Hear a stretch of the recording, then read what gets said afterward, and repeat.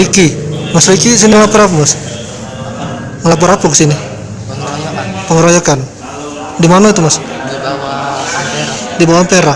Cak mana ceritanya, Mas? Lagi duduk-duduk lagi makan sama kawan, tiba-tiba Heeh. ada yang ngeroyok ini, Heeh. ada masalah. Wong berapa yang ngeroyok? Wong dua, Kita wong berapa dengan kawan? dia tuh wong 10, tapi yang ngeroyok yang dua Wong dua. Kita sama kawan wong berapa? wong 5. Wong 5. Mereka tuh bisa deh, Itu kenal dengan pelaku?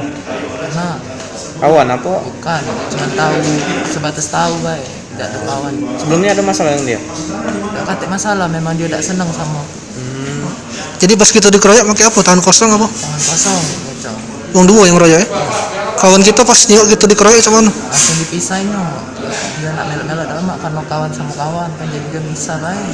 oh, jadi kawannya misai, kawan kamu misai juga. Iya, Jadi kena keroyok cuman kamu dewek. iya. Itu dia ngeroyak kali-kalinya apa? Wong dua cuma Dua. Kawan Kawan-kawannya nyingek weh. bisa Oh misai. dia tuh 10 ngeroyok cuman dua. Jadi pas kita dikeroyok misai galo sudah dikeroyok cuman gitu. Balik apa mana? jalan langsung disuruh balik kan oleh ibu-ibu yang jualan di situ.